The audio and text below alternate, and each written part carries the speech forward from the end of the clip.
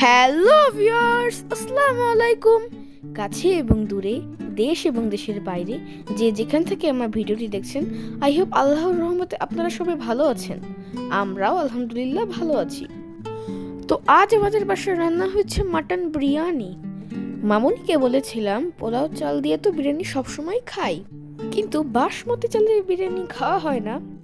I mean kacchi ডাইন, কাচ্চি ভাই, ওইখানে যেমন বিরিয়ানি পাওয়া যায় ওরকম।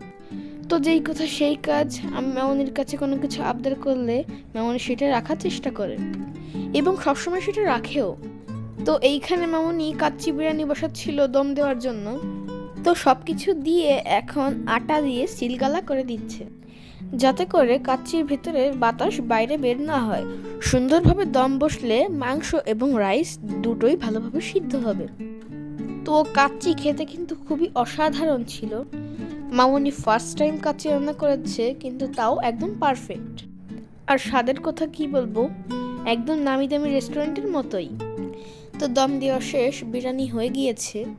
দেখতে পাচ্ছেন খুব সুন্দর কালার এসেছে। আর রাইসের কথা কি বলবো, একদম পারফেক্ট ছিল, একটার সাথে আরেকটা মিশ ছিল না। তো বরাবরই বলি আমার মামনি কিন্তু রাঁধুনিতে 100 মাশাল্লাহ। যে কোনো জিনিস রান্না করলে খেতে দারুণ লাগে। তো রান্নার পরপরই যে কোনো জিনিস ফার্স্টে আমি টেস্ট করি। তো দেখতে পাচ্ছেন আমি গরম গরম প্লেটে তুলে নিয়ে এসে খাওয়ার জন্য বসে গিয়েছি।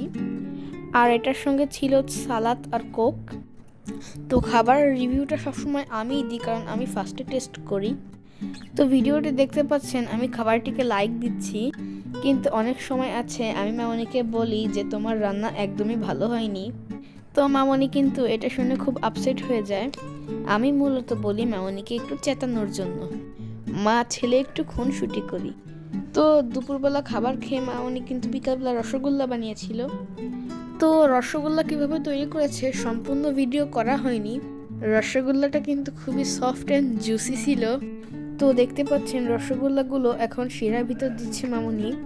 এটাকে দেওয়ার পর 10 মিনিট জালে রেখে দিবে, ব্যাস, তারপর ঠান্ডা করে পরিবেশন করলেই হয়ে যাবে।